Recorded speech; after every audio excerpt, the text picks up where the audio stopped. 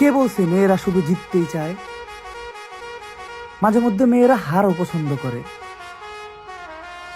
তবে যদি সেটা ডায়মন্ডের হয়।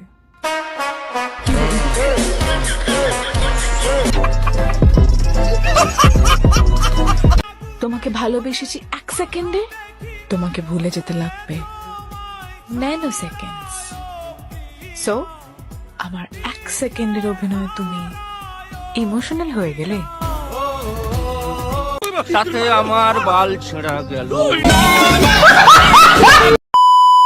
কেমন আছেন বন্ধুরা? আশা করি ভালো আছেন। আপনাদের মন আরো ভালো করার জন্য নিয়ে এলাম অস্থির বাঙালির নতুন একটি এপিসোড। ভিডিওটি সিরিয়াস ভাবে না নিয়ে দেখতে থাকুন। সময় কম, শুরু করো।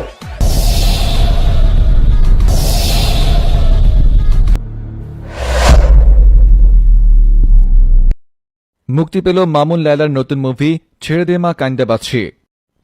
জানা গেছে কদিন পরপরই বাংলাদেশে বিনোদনের সংকট পড়ে, আর ঠিক তখনই এই বাংলাদেশের মানুষদের জন্য নতুন নতুন বিনোদন নিয়ে হাজির হয় মামুন লায়লারা। আর বিনোদন সংকটের সময় বিনোদন নিয়ে হাজির হয়ে বাংলার মানুষের পাশে দাঁড়ান মামুন লায়লা, তাই তাদেরকে মানবতার ফেরিওয়ালা বলাও চলে।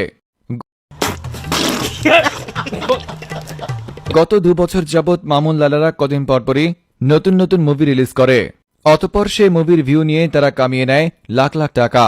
আর সেই টাকা দিয়ে মামুন কিনে ল্যাম্বরগিনি, আর লায়লা কিনে গুলশান কিংবা বনানীতে আরো একটি বাড়ি। আর এদিকে তুমি আমি আর আমরা বসে বসে গিটার বাজাই।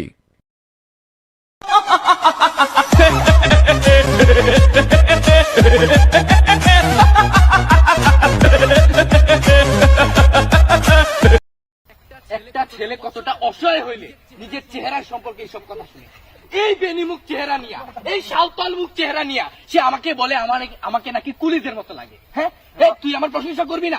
তুই তো আমার প্রশংসা করবি না। তোরে না দিলে তুই আমার প্রশংসা করবি না, তোরে টাকা না দিলে তুই আমার প্রশংসা করবি না। প্রিন্স নয়ন আসছে। হ্যাঁ, আমি আসছি, তুই আমাকে নিয়ে আইসা আমার এখানে অপমান করতেছ। 14 নম্বর আমার চেহারা নিয়ে তুই কটূক্তি করতেছ। 14 নম্বর তুই কি বলবি? তোর মাই তো আমারে বলে আমার নাকি মেথরের মতো লাগে। হ্যাঁ, তুমি আমার পার্সোনাল বাগানে কি করো? আমি তোর পার্সোনাল বাগানে আসছি, তুই আমার নিয়ে আসছস। তুই নিয়ে আইসা আমারে এইসব কথাবার্তা বলতেছ। আমি নিয়ে আসছি। হ্যাঁ, তুই নিয়ে আসছস। তুমি আমার পার্সোনাল বাগানে কেন আসবা? তুমি কেন? তোর পার্সোনাল বাগান মানে এই বাগানে তুই ব্যবসা করস? 14 নম্বর বাগানে আসো। হ্যাঁ, প্রিন্স নয়ন আসছে, ঝামেলা করছে।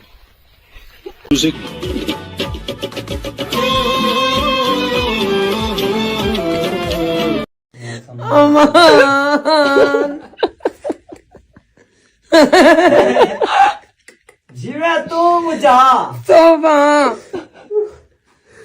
करिया कुरान देखा था मैं अब वही सारा भाई मारो मुझे, मारो मारो मुझे, मारो मारो नहीं। আমি বলতে চাই ভাই, আমি তোমার কাছে মাফ চাই, ক্ষমা চাই, আমি তোমার হাত থেকে মুক্তি চাই। খুব কষ্ট জীবনা। তুমি আমার কাছ থেকে চলে যাও। তোমার কাছ থেকে তোমাকে তো আমি কখনো আটকে রাখি নাই, অবশ্যই আটকে রাখি নাই। তুমি আমাকে মুক্তি দাও, তুমি আমাকে মুক্তি দাও। তুমি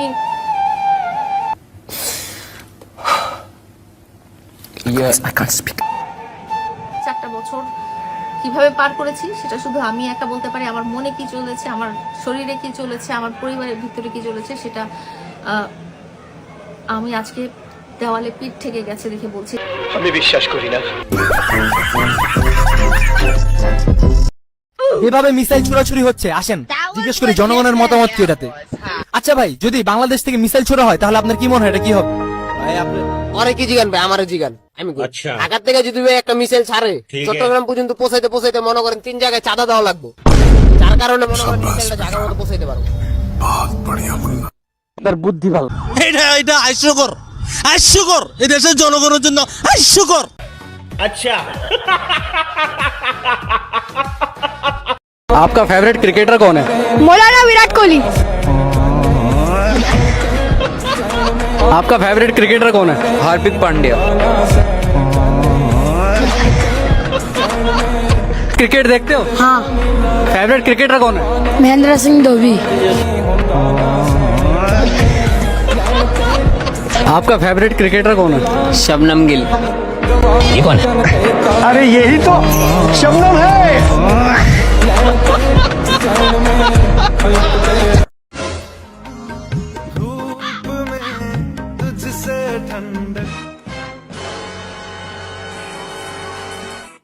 দেখো তো জীবনে কোনোদিন মাইয়া দেখো নাই? মাইয়া দেখছি জান, কিন্তু এত সুন্দর মাইয়া কখনো দেখি নাই। A few moments later. ওই দেখো ওই সুন্দর মাইয়া দেখা যায় দেখ। কি সুন্দর।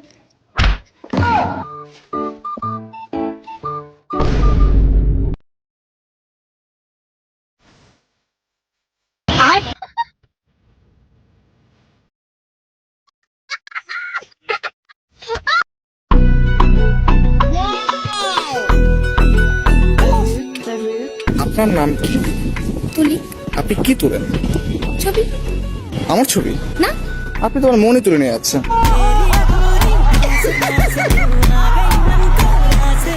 আচ্ছা, কোথায় যাচ্ছেন? কোচিং কোচিং এ যাচ্ছেন কেন? পড়তে। কিছু শিখতে, তাই তো? আচ্ছা, আপনি শেখানোর পর কিন্তু আমাকে একটা জিনিস শেখাবেন। How to love you.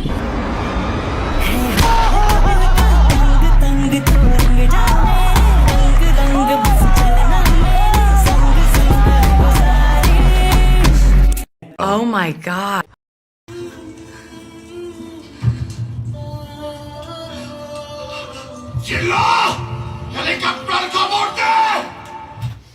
এই জিল্লুর বাচ্চা জিল্লু সাকিব খানের কথা ছাড়া এটাও করতে চায় না। হেলিকপ্টারটা যদি হয় আগে খবর দেওয়া লাগতো তোর নাইকাটা বাচ্চা যেত গা, সাকিব খানের লোক আর মিলে হয়ে যেত গা।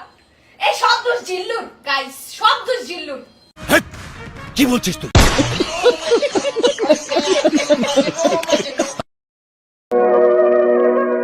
হাঁকতে হাঁকতে জীবন শেষ, তবুও আমি হাঁকতে যাই। কি করব এখন আমি? হাগা ছাড়া তো কোনো উপায় নাই। কিছুক্ষণ পর পর পেটের ভিতর গড়বড় করে, আর আসে হাগা। তাই তো আমি মেরে দেই যেখানে পাই একটু ফাঁকা জায়গা। একদিন আমারও কষা হবে, আমিও দেখে নেব। পাতলা পায়খানা হয়েছে দেখা যারা আমায় ঘৃণা করতাছো।